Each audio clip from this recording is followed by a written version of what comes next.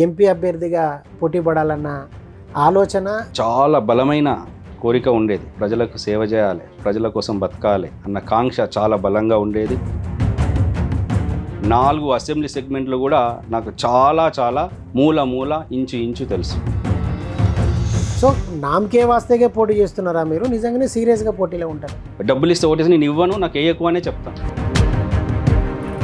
చక్కెర ఫ్యాక్టరీని మళ్ళీ పునఃప్రారంభించడానికి కష్టసాధ్యమైనా ఇక్కడే ఉండి మళ్ళీ అదే మోటివ్తో పనిచేస్తారా చేయరా అన్నదే నా ప్రశ్న. ప్రజల సమస్యలు తీర్చడంలో నేను ఖచ్చితంగా పనిచేస్తాను. నమస్తే, నేను క్రాంతి. రాష్ట్ర వ్యాప్తంగా ఇప్పుడు లోక్సభ ఎన్నికల వేడి రాజుకుంది. ప్రధాన రాజకీయ పక్షాలు తమ అభ్యర్థుల్ని ప్రకటించే పనిలో బిజీగా ఉన్నాయి.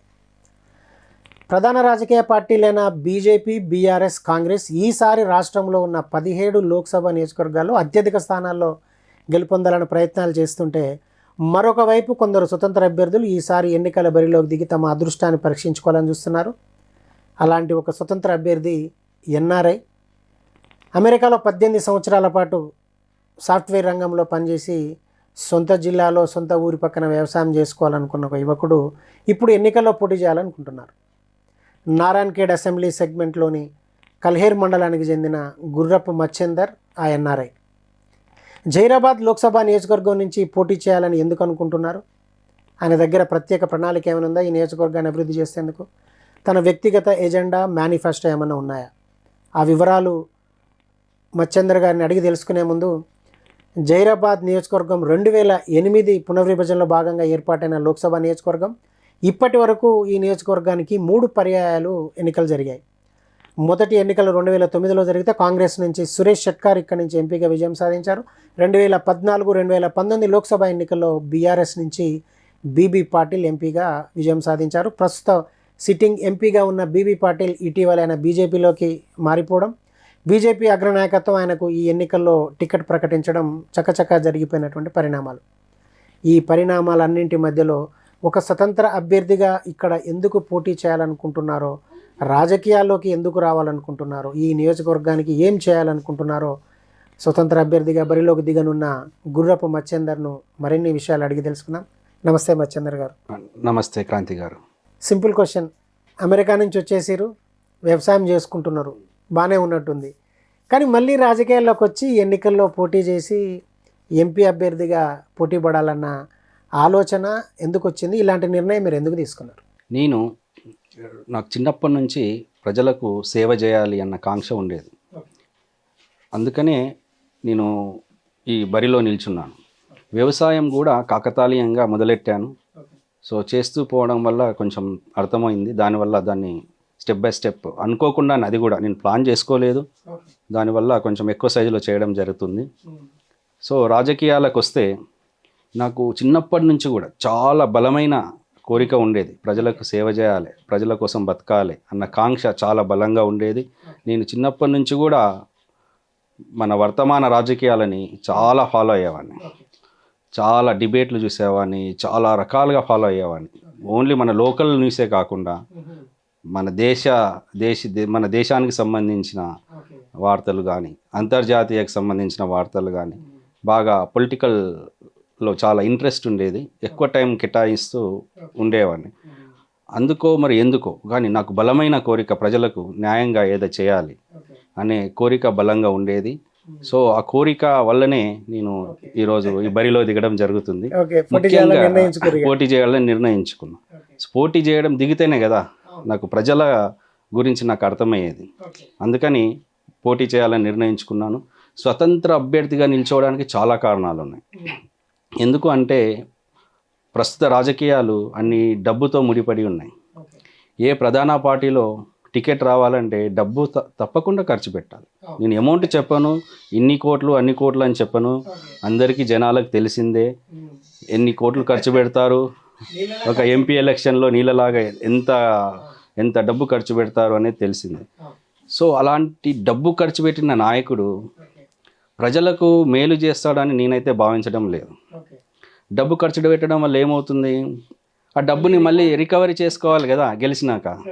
సో వాళ్ళ శ్రద్ధ, మైండ్, వాళ్ళ టైం అంతా దాని మీద తిరుగుతుంది. ఢిల్లీ ప్రయాణాలు చేస్తారు, కాంట్రాక్టులు తెచ్చుకుంటారు, వాళ్ళ సంస్థలకు ఇంకా ఏదో లబ్ధి చేకూర్చేలా వాళ్ళు అదే మొదటి ప్రాధాన్యతగా ఉంటుంది వాళ్ళు చేసే పనిలో.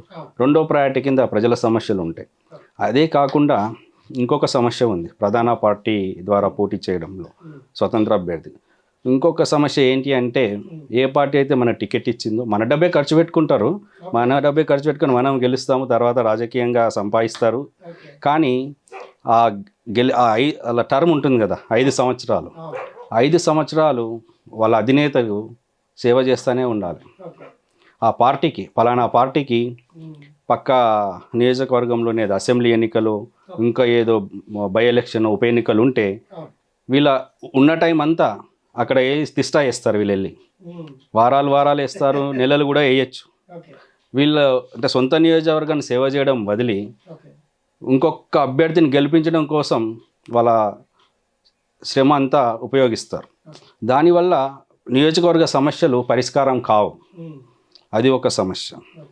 ఇంకొక సమస్య ఏంటి అంటే, ఇప్పుడు ఫర్ ఎగ్జాంపుల్ గెలిచిన అభ్యర్థి ఒక పార్టీ వ్యక్తి ప్రధానమంత్రి అన్నారనుకోండి, అంటే అధికారంలో ఉన్న పార్టీ యొక్క అభ్యర్థి, అతను ఏదో సమస్య ఉంది తీర్చాలి, జనాలకు న్యాయం చేయాలి, జనాల నుంచి డిమాండ్ వస్తుంది, జనాల కోసం చేయాలి అని ఆయన కూడా ఎంతో కొంత ప్రయత్నం చేస్తాడు, గెలిచాడు కాబట్టి. ఢిల్లీకి వెళ్తాడు, ప్రధానమంత్రిని గారిని కలుస్తారు, ఆ విషయం విన్నవించుకుంటాడు. ప్రధానమంత్రి సరే అంటారు, కానీ వెంటనే అమలు కాదు, ఏదో కారణాల వల్ల డిలే అవుతుంది. మళ్ళీ రెండోసారి అడగడానికి జంకుతాడు. ఎందుకు? సొంత పార్టీ ప్రధానమంత్రి తక్కువ పోయి 2 సార్లు 3 సార్లు ఆయనకు పోయి ఇబ్బంది పెడితే ఆయన ఏమనుకుంటాడో అన్న ఆలోచనతో రెండోసారి 3ఓసారి అడగడానికి ప్రయత్నం చేయడు. దానివల్ల ఏ పని కూడా మొదలవదు, ప్రతిదీ కూడా వెనుకబడిపోతుంది. సో ఏదైనా పార్టీ తరపున కనుక పోటీ చేసి గెలిచి ఉంటే తమ నాయకత్వం మీద ఒత్తిడి చేయలేరు. సో ఇండిపెండెంట్గా ఉంటే ఈజీగా 10 సార్లు అయినా నేను అడుగుతా, నాకేం భయం. ప్రధానమంత్రి కలవకుంటే ప్రధానమంత్రి దగ్గర ఉన్న పిఎంఓ ఆఫీసులో అడుగుతా ఆ సమస్య గురించి. వాళ్ళు స్పందించకుంటే ఇంకొక మంత్రిని కలుస్తా, ఇంకొక కేంద్ర మంత్రిని కలుస్తా, రాష్ట్ర ప్రభుత్వాన్ని కలుస్తా. వాళ్ళు కూడా స్పందించకుంటే జనాలతో వెళ్తా. నాకేం భయం లేదు కదా, ప్రధానమంత్రి నన్ను ఏమని అనుకుంటాడో అన్నట్లు నాకు ఏం లేదు కదా. మనం ప్రజల కోసమే కదా మన పోరాటం. కాబట్టి నేను ఏ భయం లేకుండా అడిగే ధైర్యం నాకు వస్తుంది. లోక్సభ ఎన్నికల్లో ప్రధానమైన అంశం ఏంటంటే ఒక్క సెగ్మెంట్ 7 అసెంబ్లీ సెగ్మెంట్లు ఉంటాయి. అంటే చాలా విస్తృతంగా ఉంటుంది. 7 అసెంబ్లీ నియోజకవర్గాల్లో పరిచయాలు అదేవిధంగా పట్టు ఉంటే తప్పితే కొంచెం ఎన్నికల్లో గెలిచి గట్టెక్కడం అనేది సాధ్యం కాదు. దట్టు స్వతంత్ర అభ్యర్థిగా అంటే ఇంత ఏరియాని మీరు కవర్ చేయడం కూడా సాధ్యమయ్యే పని కాదు. అంటే మీరు ఏ అంచనాతో, ఎందుకంటే ఇప్పుడు జహీరాబాద్ నియోజకవర్గాన్ని తీసుకుంటే మీ సొంత జిల్లాకు సంబంధించిన కేవలం 3 సెగ్మెంట్లు మాత్రమే ఉన్నాయి. కానీ పాత నిజామాబాద్ జిల్లాకు సంబంధించిన 4 నియోజకవర్గాలు ఉన్నాయి. కామారెడ్డి, బాన్సువాడ, అదేవిధంగా జుక్కల్, ఎల్లారెడ్డి. సో మరి మీకు రిలేషన్స్ అంతా మీ సొంత జిల్లా అనుకుంటే పొరుగు జిల్లాలో మెజారిటీ సెగ్మెంట్లు ఉన్నాయి. సో ఈ సమస్యను మీరు ఎట్లా అధిగమిస్తారు అసలు? సో అసాధ్యం అని ఏది లేదండి, ప్రతిదీ సాధ్యమే.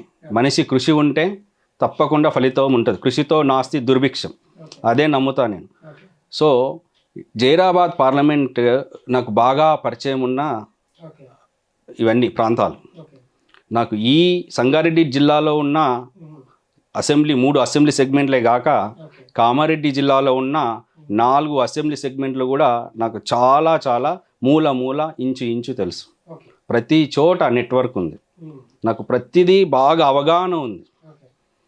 నాకు ఎవరిని ఏం అడగకుండా ప్రతిదీ నేను ఈజీగా అర్థం చేసుకోగలను. నాకు మొత్తం భౌగోళికంగా సామాజికంగా ప్రతి అవగాహన ఉంది, ప్రతి పట్టు కూడా ఉంది కొంచెం. అందుకనే నేను జైరాబాద్ పార్లమెంట్లో నిల్చోగలుగుతున్నా. సో మీరే చూసుకోండి, నా సైకిల్ యాత్ర ఒక ఇండిపెండెంట్ అభ్యర్థిగా సైకిల్ యాత్ర 2 రోజులు సక్సెస్ఫుల్గా కంప్లీట్ చేసాం అనుకున్న ప్లాన్ ప్రకారం. ఫస్ట్ రోజు మేమేమనుకున్నాం, మా గురువు గారైన కరణ్ మహారాజ్ అని మా గురువు, ఆయనకు ఇక్కడ దగ్గరలో మఠం ఉంది. ఆ మఠం నుంచి పూజ చేసి కొబ్బరికాయ కొట్టి బయలుదేరాం. అక్కడి నుంచి అనుకున్న విధంగా ఏ టైంకి ఎక్కడ ఆగాలి, ఏ విలేజ్లు ఏ టైంకి చేరుకోవాలి, ఎక్కడ లంచ్ చేయాలి, ఎక్కడ బ్రేక్ఫాస్ట్ చేయాలి, ఎక్కడ డిన్నర్ స్టే చేయాలి, ఎక్కడ ఎన్ని మీటింగ్లలో మాట్లాడాలి అనుకున్న ప్రకారం పర్ఫెక్ట్గా సో చేయగలుగుతాం. ఇప్పుడు మీరు ఈ సైకిల్ యాత్రని కేవలం ఈ ఒక నారాయణఖేడ్ నియోజకవర్గంలో చేపడతారా, మొత్తం 7 అసెంబ్లీ సెగ్మెంట్లలో 7 అసెంబ్లీ సెగ్మెంట్లు. ఇప్పుడు రెండో రోజు మేము జైరాబాదు దాటి జరాసంగం వరకు వచ్చాం. రెండో రోజు కంప్లీట్ అయింది. సో మొత్తం 7 సెగ్మెంట్లు 7 కంప్లీట్ చేస్తారు. సెగ్మెంట్లు 12 రోజుల్లో కంప్లీట్ చేయాలి. అయితే నేను మీద ఒక పోస్టర్ చూసిన, మీ సైకిల్ యాత్రకు సంబంధించిన పోస్టర్ మీద ఓకే, మీరు దాదాపు ఒక 10-12 మంది నాయకుల ఫోటోలు వేసారు. అవును, చాలా ఉన్నాయి అందులో. గాంధీ ఉంది, అంబేద్కర్ ఉంది, అదేవిధంగా పివి నరసింహరావు ఉన్నాడు, దొడ్డి కొమరయ్య ఉన్నాడు, చాకలి ఐలమ్మ ఉంది, అదేవిధంగా సర్వాయి పాపన్నది ఉంది, సో అద్వానీది ఉంది, రాణి రుద్రమ్మదేవి ఉన్నారు, చాలా మంది ఉన్నారు. అంటే ఇంతమందిని మీరు కాయిన్ చేసి మీ పోస్టర్ మీద వేసుకోవడానికి కారణం ఏంటంటే అన్ని వర్గాలు అన్ని కులాలు సమానమే, నేను మీ వాడిని అని చెప్పుకోవడమా? అంటే మీ వాడిని అని కాదు, నేను అందరినీ గౌరవిస్తాను అని. మనమంతా ఒకటే, మనమంతా సమానమే, అన్ని మతాలు అన్ని కులాలు అందరం అందరం మనుషులమే, ఎలాంటి భేదాలు లేవు అనేది సమత్వ సత్య యాత్ర, సత్య ధర్మ యాత్ర అన్న ఆలోచన అన్నది. సో ఆ విధంగానే ఉంటుంది. నేను నా భవిష్యత్ అంతా కూడా ఆ విధంగానే ఉంటుంది, నా చేసే పని కూడా ఆ విధంగానే ఉంటుంది. సో అందుకనే అదే కాకుండా వాళ్ళు నాకు ఇన్స్పిరేషన్.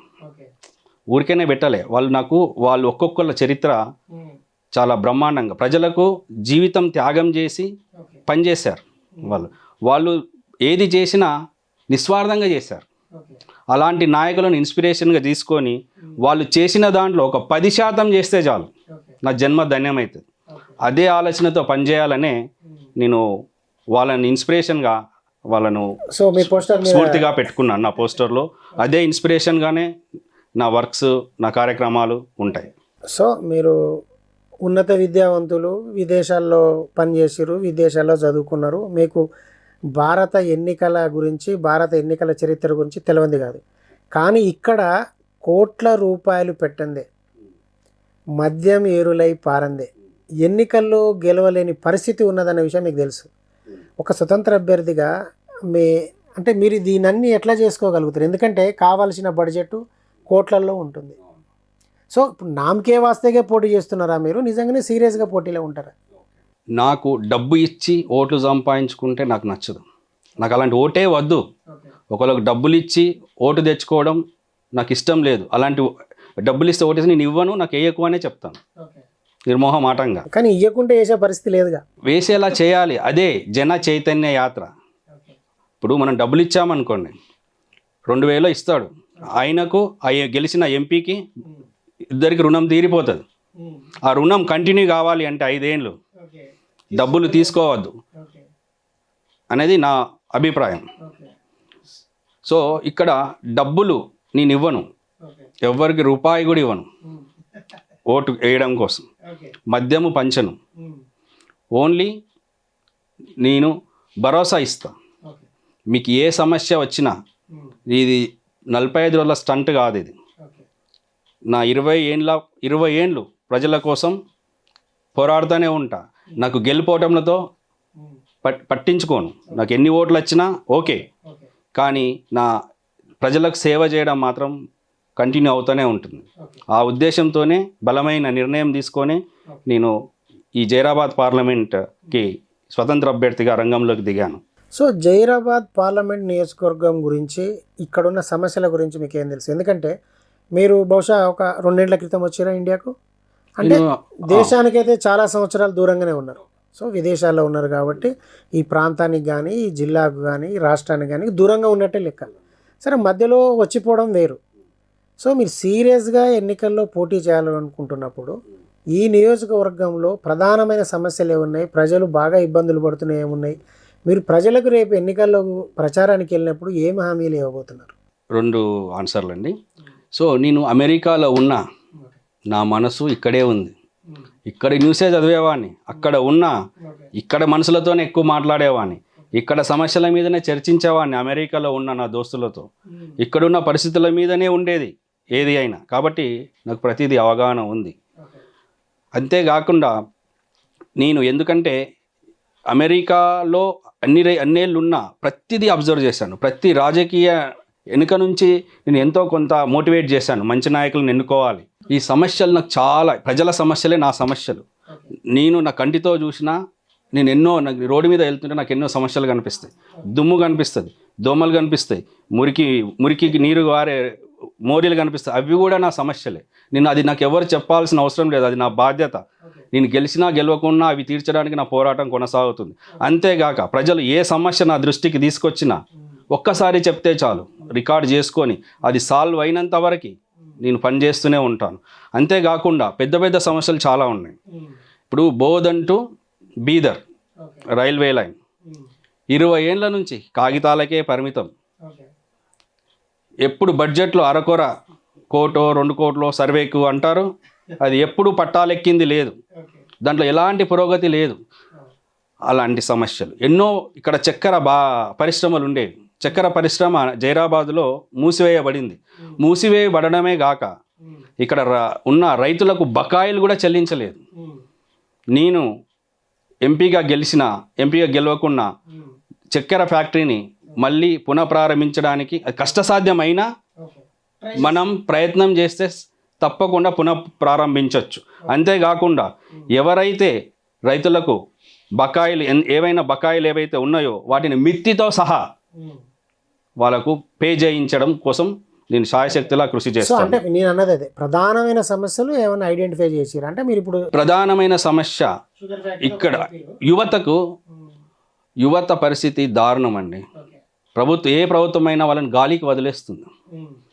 విద్యలో గాలికి వదిలేస్తుంది, ఉపాధిలో గాలికి వదిలేస్తుంది.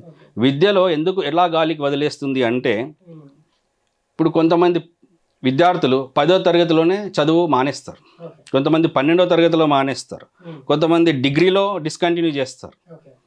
సో ఎందుకు డిస్కంటిన్యూ చేస్తున్నారు వాళ్ళు? ఎందుకు వాళ్ళు పై చదువులకు వెళ్ళట్లేదు అన్న ధ్యాస ఏ గవర్నమెంట్ అయినా ఎంక్వైరీ చేసిందా? దాని మీద ఏమన్నా మోటివేషన్ చేయడానికి ప్రయత్నించిందా? చేయలేదు. చేసుంటే నువ్వు బాబు ఇక్కడ ఆపద్దు బాబు, నీ భవిష్యత్తు బాగుంటుంది, నీకు ఏం కావాలి, నీ సమస్య ఏంటి, నువ్వు 12వ తరగతి చదవట్లేదు, ఎందుకు 10వ తరగతిలో ఆపేస్తున్నావు, నీకు సబ్జెక్ట్ కష్టమైందా, నీకేమైనా స్పెషల్ క్లాసులు ఇప్పియన్నా, నీకేమైనా వసతి కల్పించన్నా, అలాంటి ఎంక్వైరీ చేయాలి. అప్పుడు ప్రతి వ్యక్తి చివరి వరకు డిగ్రీ వరకు చదువుతాడు. డిగ్రీ వరకు చదివినప్పుడు జ్ఞానం అనేది పెరుగుతుంది. అంతేకాకుండా డిగ్రీ అయిపోయినాక కూడా యువతకి నిరుద్యోగం, ఉపాధి లేదు. డిగ్రీ చేసిన వాళ్ళు కూడా ఈరోజు రేపు డ్రైవర్స్ లాగా పనిచేస్తున్నారు. డిగ్రీ చేసిన వాళ్ళు కూడా ఈరోజు రేపు ఆటోలు నడుపుతున్నారు. డిగ్రీ చేసిన వాళ్ళు కూడా హోటల్లో పనిచేస్తున్నారు. చిన్న చిన్న ఫ్యాక్టరీలలో హార్డ్ జాబులు, అంటే కష్టసాధ్యమైన జాబులు ఉంటాయి చూడు, మాపింగ్ చేయడం, సామాన్ చదవడం, అలాంటి పనులు కూడా చేస్తున్నారు. ఎన్నో పరిశ్రమలను ఏర్పాటు చేయాల్సిన అవసరం ఉంది. కుటీర పరిశ్రమలు కానీ, మరి గ్రామాలలో కొంచెం మందికి ఉపాధి దొరుకుతుంది అలాంటి పరిశ్రమల వల్ల. ఇక్కడున్న మహిళలకి కూడా ఉపాధి కావాల్సిందే. వాళ్ళు చదవకపోని వాళ్ళకు ఇప్పుడు ఎలా ఉందంటే సమస్య, నేను గమనిస్తే కూలీ పని వాళ్ళు ఉంటారు. మన రూరల్ బ్యాక్గ్రౌండ్లో కూలీ పని చేసుకొని కూలీ మీద ఆధారపడే కుటుంబాలు ఒక 70% ఉంటాయి. మా కాన్స్టిట్యున్సీలో 70% కుటుంబాలు ఈరోజు కూలీ దొరకలేదు అంటే వాళ్ళకు జీవనం కష్టంగా ఉంటుంది. రూపాయి ఉండదు చేతుల, వాళ్ళకు సేవింగ్స్ 0. ఏ అవసరం వచ్చినా వేరే దగ్గర అప్పు చేయాల్సిందే. అలాంటి పరిస్థితి, మనం ఎంత బ్యాక్వర్డ్ ఉన్నాం. ఇలాంటి సమస్య ఎందుకు వచ్చింది అంటే సరి అయిన ఉపాధి అవకాశాలు వాళ్ళకు మనం కలిగించలేకపోతున్నాం. ఉపాధి అవకాశాలు అంటే దాన్ని చాలా ఉంటుంది, ఇన్ఫైనైట్. ఒక్కొక్కరు కొంతమంది బర్రెలు పెంచుకుంటుంటే బర్రెలు పెంచుకోవడానికి అవకాశం ఇవ్వాలి. ఎవరికి ఏది ఇష్టం ఉందో అది తప్పకుండా గవర్నమెంట్ క్రియేట్ చేయాలి. అట్టి ఇవ్వడమే కాదు, అది సక్సెస్ఫుల్గా వాళ్ళు చేసుకునేలా వెనుకుండి నడిపియాలి. అలాంటిది యువతకి ఎన్నో ఫ్యాక్టరీలు పెట్టచ్చు. మండలానికి ఒక ఫ్యాక్టరీ పెట్టచ్చు, నియోజకవర్గానికి పెద్ద పెద్ద ఫ్యాక్టరీలు తీసుకురావచ్చు. ఇప్పుడు జైరాబాద్ పార్లమెంటే తీసుకోండి, ఇటు సైడ్ తీసుకోండి, ఇంకటు సైడ్ వేరు. Sangareddy district food processing unit, అల్లం విపరీతంగా పండిస్తారు. ఫుడ్ ప్రాసెసింగ్ లేదు. అల్లం ఒక్కోసారి రేట్ ఉంటుంది, ఒకసారి రేట్ ఉండదు. శీతల గిడ్డంగులు లేవు, ఒక్కటి కూడా కనబడదు. మీరు హైవే మీద వెళ్ళండి, హైదరాబాద్ వెళ్ళిన వరకు ఒక్క కోల్డ్ స్టోరేజ్ చూడలేరు మీరు. అంటే ఇన్ని రకాల వాణిజ్య పంటలు వండినా కోల్డ్ స్టోరేజ్ లేదు. ఒక్కొక్కసారి రేట్ రాదు, సార్ ఏదో ప్రాబ్లం ఉంటుంది. దాన్ని నిల్వ చేసుకోవాలి కదా, నిల్వ చేసుకొని మంచి రేట్ వచ్చినప్పుడు అమ్ముకోవాలి. అలాంటి వసతులు క్రియేట్ చేయాలి. ఆ విధంగా రైతుల యొక్క ఆదాయం పెరుగుతుంది. ఫుడ్ ప్రాసెసింగ్ యూనిట్స్, రకరకాల ఫుడ్ ప్రాసెసింగ్ యూనిట్స్ పెట్టినాం అనుకున్నాం, ఎంతోమందికి ఉపాధి దొరుకుతుంది, వ్యవసాయ రైతులకు కూడా చాలా లబ్ధి చేకూరుతుంది. ఈ నిరుద్యోగ సమస్యని కూలంకుషంగా ఎవరికి ఎలాంటి మనం క్రియేట్ చేయాలి అని నిర్ణయించి ప్రతిదీ మనం చేయగలగాలి గవర్నమెంట్. అప్పుడే ఈ పేదరికం అనేది కొంచెం తగ్గుతుంది. ఈ అంశాలన్నింటినీ రేపు మీ ప్రచారంలో తప్పకుండా ఈ అంశాలు కాకుండా ప్రతి సమస్య, ఒకళ్ళకు చిన్న అన్ని 99 నీళ్ళకి డ్రింకింగ్ వాటర్ వస్తుంది, ఒకటే ఇంటికి రాలేదనుకో, అది కూడా నాకు పెద్ద సమస్యనే. ప్రతి సమస్యను తీర్చాలని కంకణం కట్టుకున్నా. ఏ సమస్యను వదిలే ప్రసక్తే లేదు. ఇప్పుడు ఏదైనా నేను గమనించింది నా ఎక్స్పీరియన్స్ ప్రకారం, అమ్మైనా అడగనిదే అన్నం పెట్టదు అంటాం. ఇప్పుడు ఒక సమస్య ఉంది, ఆ సమస్యని మనం కరెక్ట్గా ఒక అధికారికి చెప్తాం. అధికారి కూడా చేయాలి అంటే పైనుంచి ప్రజాప్రతినిధి చెప్పాలి. అంటే చేస్తారు, నిజాయితీ 95% అధికారులు నిజాయితీ పరులు. వాళ్ళకు కూడా ప్రజలకు మేలు చేయాలి, ప్రజల కోసం కష్టపడాలని ఉంటుంది. ఒక 4% 3% అధికారులు నిర్లక్ష్యం చాలా వహిస్తారు. ఏదో బుడ్డి కథ చెప్పేసి ఇది రాదుపోదు అని పంపించేస్తారు. దానివల్ల వాళ్ళకు పరిష్కారం దొరకదు. వాళ్ళు తిరుగుతూ ఉంటారు, మీ సేవ చుట్టూ తిరుగుతారు, మండల ఆఫీస్ చుట్టూ తిరుగుతారు, లోకల్ లీడర్స్ చుట్టూ తిరుగుతారు, ఎమ్మెల్యే దగ్గర పోయి ఇంటి దగ్గర పడిగాపులు కాస్తారు, లేకుంటే ఎంపీ దొరికితే ఎంపీ దగ్గర పోయి పడిగాపులు కాస్తారు. అంటే చిన్న సమస్యను కూడా అన్ని రకాల ఇబ్బందులకు గురవుతున్నారు చిన్న సమస్య సాల్వ్ చేయడానికి. సో ఈ సమస్యలు ఏ సమస్య వచ్చినా ఒక అధికారి దృష్టికి వచ్చినా ప్రతిదీ రికార్డు ఉండాలి, ఆ రికార్డు చూడాలి, ప్రజాప్రతినిధులు చూసి ఇది ఎందుకు లేట్ అవుతుంది, ఈ సమస్య ఎందుకు రావట్లేదు, 2 రోజుల్లో ఖాళీ చేయాలి, 2 రోజుల్లో ఈ సమస్యను తీర్చాలి అని ప్రజాప్రతినిధి చెప్పిండు అనుకో, ఆటోమేటిక్గా దాంట్లో చలనం మొదలై ఆ సమస్య అనేది పరిష్కారం అవుతుంది. మీరు వచ్చి ఎన్నికల్లో పోటీ చేయాలని డిసైడ్ చేసుకున్న తర్వాత అంటే ఇక్కడ ప్రజలకు ఏమైనా సర్వీస్ చేసిరా? నేనా సర్వీస్ ఎందుకంటే సర్వీస్ చేయడం కోసమే పాలిటిక్స్ లోకి వస్తున్నాం. దట్టు మీరు పార్టీ ఎంచుకోవట్లేరు, సో మీరు స్వతంత్రంగానే మూవ్ అవ్వాలనుకుంటున్నారు. సర్వీస్ మోటోతో వస్తున్నప్పుడు మీరు వచ్చిన ఈ 2 సంవత్సరాలలో మీరు నిజంగా ఏమైనా సర్వీస్ చేశారా పబ్లిక్? 2 సంవత్సరాలు రాలేదు, నేను 3 నెలల నుంచి పర్మనెంట్గా ఉన్నా. 2 సంవత్సరాల నుంచి సో 3 నెలల నుంచి ఉన్నా. అంతకుముందు నేను అక్కడున్నాను కాదు, ఎక్కడున్నా నేను సర్వీస్ చేసిన. నా పరిధి లిమిటెడ్. అంటే ఎంతవరకు చేయగలడు ఒక వ్యక్తి? నేనేం చేసినా నేను చెప్తే బాగోదు. ఒక 10-15 పనులు చేశా చిన్నవి. మళ్ళా వ్యవసాయంలో ఇండైరెక్ట్గా ఒక 300 మందికి డైరెక్ట్గా ఇండైరెక్ట్గా ఉపాధి. అంటే అది పెద్ద విషయం కాదు, అది కూడా దాని మీద నాకు చాలా పేరు వచ్చింది, చాలా ఇది చేస్తారు, అది వేరే విషయం. కానీ చిన్నవి చేశాను. నా పరిధి అంతవరకే. నా పరిధి డొనేట్ చేయడం 2 లక్షల నుంచి 5 లక్షలు అంటే ఓకే. అంతకు మించి అంటే నాకు శక్తికి మించిన భారం. కాబట్టి ఎంతవరకు చేయాలో అంతవరకే చేస్తున్నాను. ఇంకొంచెం బెటర్గా చేయడానికి ప్రయత్నిస్తాను. ఎందుకు అడుగుతున్నానంటే నేను ఆ ప్రశ్న, చాలామంది ఎన్ఆర్ఐలు ఎలక్షన్ల ముందు రావడం, ఎన్నికల్లో పోటీ చేస్తామని అడావుడి చేయడం, ఆ ఎన్నికల్లో ఏదైనా పార్టీ నుంచి టికెట్ వస్తే పోటీ చేస్తారు, లేదంటే మళ్ళీ తట్టాపుట సర్దుకొని వెళ్ళిపోతుంటారు. సో మీరు అలాంటి జాబితాకు అలాంటి కోవకే చెందుతారా? నిజంగానే సీరియస్గా ఇక్కడ మీరు పనిచేయడం? మంచి ప్రశ్న అడిగారు. అందుకనే నేను ముందే స్వతంత్ర అభ్యర్థిగా దిగా. స్వతంత్ర అభ్యర్థిగా దిగితేనే నేను పార్లమెంట్లో ప్రతి బిల్లు పైన నా జైరాబాద్ పార్లమెంట్ ప్రజల యొక్క వాయిస్ ఉంటుంది. ఈ ప్రజల యొక్క వాణి ప్రతి బిల్లు పైన నేను చర్చిస్తా. ప్రతి బిల్లు పైన ఈ ప్రజలను కనుక్కొని, మేధావులను కనుక్కొని మంచి విషయాలు నేను ప్రభుత్వానికి అందిస్తా. దాంట్లో నా లోటుపాట్లు కూడా చెప్తా. ఏది అట్టిగా గాలికి వదిలేసే సమస్యనే ఉండదు. స్వతంత్ర అభ్యర్థి ఉన్నప్పుడే ఇది నేను చేయగలుగుతాం. ఒక పార్టీలో ఉంటే నేను చేయలేను అని నేను ముందే నిర్ణయించుకొని, గెలిచినా గెలవకున్నా భవిష్యత్తు ఎట్లా ఉన్నా స్వతంత్ర అభ్యర్థిగానే ఉందామని నిర్ణయించుకున్నాను. నేను అందుకంటే ఎన్నికలలో గెలుపు ఓటములు అనేది సహజం. సరే, అది మనం ఇప్పుడే ప్రిడిక్ట్ చేయలేం, గెలవచ్చు గెలవకపోవచ్చు. సో ఇప్పుడు చేసిన ఈ అడావుడి అంటే జన చైతన్య యాత్ర పెట్టారు. రేపు ఎలక్షన్లో ప్రచారంలో తిరుగుతారు, లేదంటే ప్రజలకు కొన్ని హామీలు ఇస్తారు, నన్ను గెలిపిస్తే ఈ పని చేస్తా అంటారు. సో ఇదంతా జరగలేదు, మీరు ఇక్కడే ఉండి మళ్ళీ అదే మోటివ్తో పనిచేస్తారా చేయరా అన్నదే నా ప్రశ్న. ప్రజల సమస్యలు తీర్చడంలో నేను ఖచ్చితంగా పనిచేస్తాను. నేను గెలుపడంతో సంబంధం లేదు, కానీ గెలిస్తే సక్సెస్ రేట్ ఎక్కువ ఉంటుంది. నేను ఏదైనా సమస్య మీద పోరాడిన అనుకో, చిన్న చిన్న సమస్యల్ని అధికారికి చెప్తే నా మాట వింటాడు. గెలవకుండా కూడా వింటాడు. ఇప్పుడు నాకు 50,000 ఓట్లు వచ్చినాయి అనుకోండి, నాకు కొంచెం స్ట్రెంత్ వస్తుంది.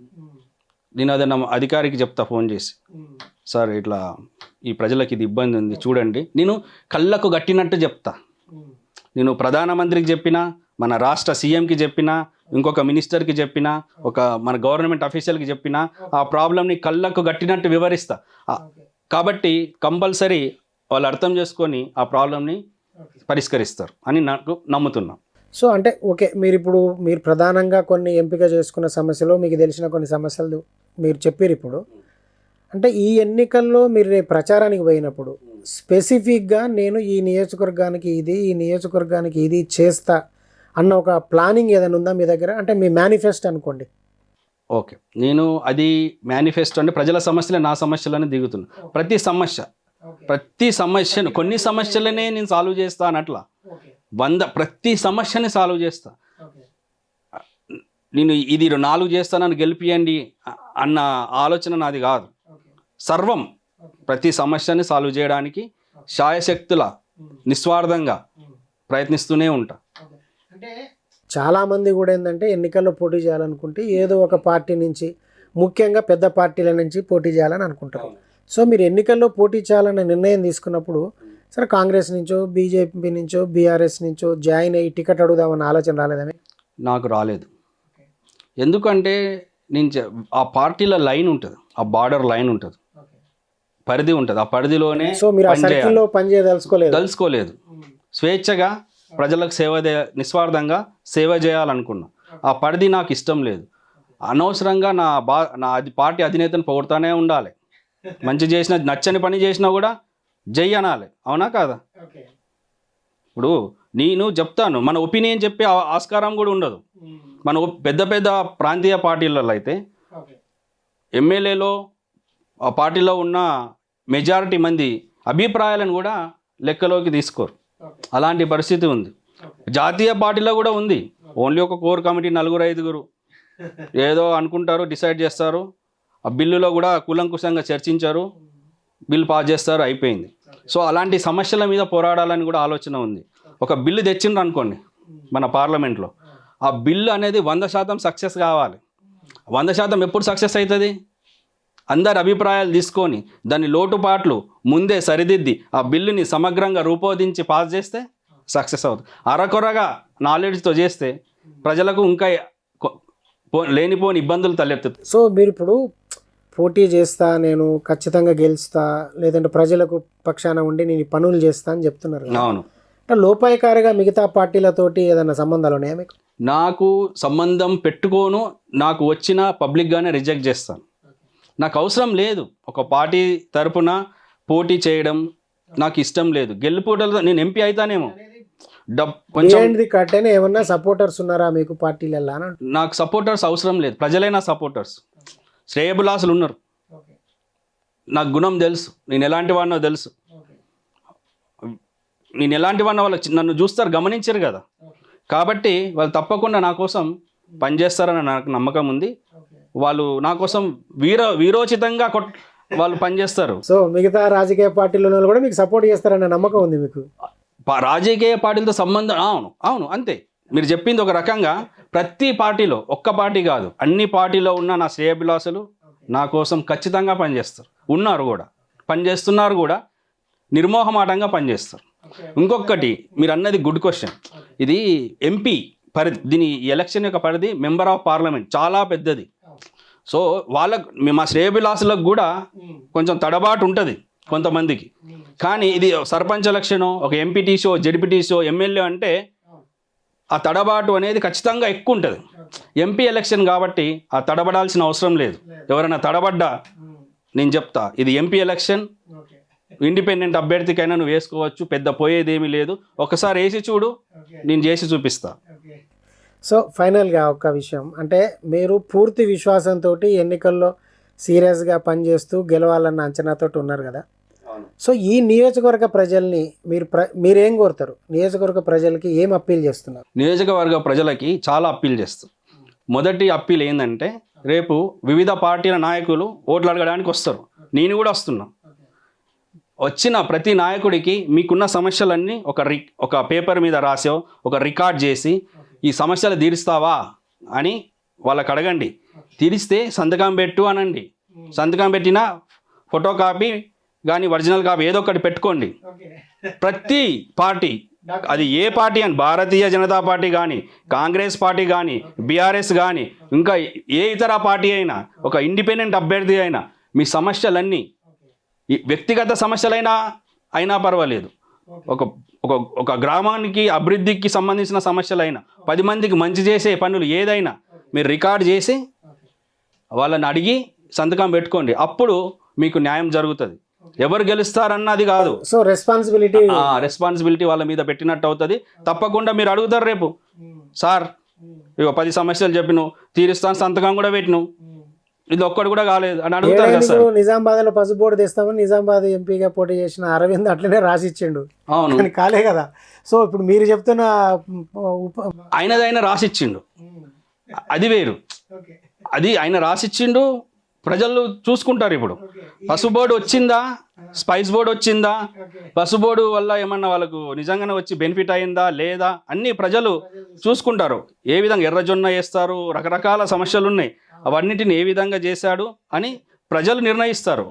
మనము అది, నాకు ఖచ్చితమైన సమాచారం లేదు పసుబోర్డు వచ్చిందా లేదా అని. నేను జస్ట్ ఎగ్జాంపుల్ గా చెప్పారు. సో మీరు ఏంటంటే రికార్డెడ్ గా మీరు సంతకాలు తీసుకోవాలంటే దాని వల్ల ఏమైనా ఉపయోగం ఉంటుందా? ఉంటుంది. వెయ్యకుంటే ఖచ్చితంగా, ఆ సమస్యలు తీర్చకుంటే ఖచ్చితంగా వాళ్ళ మీద ఎఫెక్ట్ ఉంటుంది. ఏదైనా ఏ లీడర్ మీద అయినా. ఇప్పుడు మన జైరాబాద్ పార్లమెంట్ తీసుకుంటే ప్రస్తుత బీజేపీ అభ్యర్థి 2 పర్యాయాలు ఎంపీగా గెలిచారు, చేశారు. ఇప్పుడు ఆయన ఓట్లు అడిగితే దేని మీద అడగాలి? ఆయన 2 టర్మ్ 10 ఏళ్ళు ఆయన చేసిన పనుల మీద అడగాలి. అంటే మనం చేసిన పాస్ట్, మన చరిత్రనే మనకు ఓట్లు వేయాలా అద్దని చెప్తుంది. ఎవరైనా కాంగ్రెస్ అభ్యర్థి అయినా కూడా గెలిచారు, ఇంతకుముందు 5 ఏళ్ళు గెలిచారు, 5 ఏళ్ళు పార్లమెంట్ సభ్యులుగా ఉన్నారు. 5 ఏళ్ళు ప్రజలకు ఎలాంటి సేవ చేశానని చెప్పి ఓట్లు అడగాలి. అప్పుడు నువ్వు కరెక్ట్ అయిన లీడర్. ఏదో వాదంతో ఏదో మాట్లాడి ఓట్లాడడం న్యాయం కానే కాదు. మనం స్వతంత్ర అభ్యర్థిగా నేను పోటీ చేస్తుంది న్యాయం కోసం, సత్యం కోసం, ధర్మం కోసం. ఎక్కడ అన్యాయం ఉన్నా నేను ముందు నిలబడతా. ఆ ఉద్దేశంతోనే, మంచి ఉద్దేశంతో నిస్వార్థంగా ఈ బరిలో ఉన్నాను అని, ఇదే కంటిన్యూ చేస్తాను నా చివరి వరకు అని తెలియజేసుకుంటున్నాను. ఓకే, థ్యాంక్ యూ మచ్చంద్ర గారు. థ్యాంక్ యూ క్రాంతి గారు. మిత్రులారా, అది ఒక స్వతంత్ర అభ్యర్థిగా ఈ ఎన్నికల్లో పోటీ చేయాలని నిర్ణయించుకున్న గుర్రపు మచ్చేందర్ చెప్తున్న అభిప్రాయాలు. సో రాజకీయ పార్టీలతో సంబంధం లేకుండా సేవ చేయడానికి మాత్రమే తాను ఎన్నికల బరిలోకి నిలవబోతున్నానని, సో నియోజకవర్గ ప్రజలు తన ఉద్దేశాన్ని గమనించి ఈ నియోజకవర్గ బాగు కోసం, ఈ నియోజకవర్గ అభివృద్ధి కోసం తనల్ని ఎన్నుకోవాలని ఆయన విజ్ఞప్తి చేస్తున్నారు. అది ముఖ్యంగా ప్రధాన రాజకీయ పార్టీలు గతంలో చేసిన తమ పనులను ఎజెండాగా పెట్టుకొని నిజంగానే ఈ నియోజకవర్గానికి మంచి చేస్తుంటే మాత్రమే ఓట్లాడగలని, తాను ఈ ఎన్నికల్లో ఈ నియోజకవర్గానికి చేయబోయే ప్రణాళికలు, పనుల గురించి చెబుతూనే ఈ ప్రజలు తనకు ఓటు వేసి గెలిపిస్తే తన వాణిని పార్లమెంటులో వినిపించడంతో పాటు నియోజకవర్గ అభివృద్ధికి కృషి చేస్తానని స్వతంత్ర అభ్యర్థిగా ఈసారి ఎన్నికల బరిలో నిలవబోతున్న గుర్రపు మచ్చేందర్ జైరాబాద్ లోక్సభ నియోజకవర్గ ప్రజలను, ఓటర్లను విజ్ఞప్తి చేస్తున్నారు.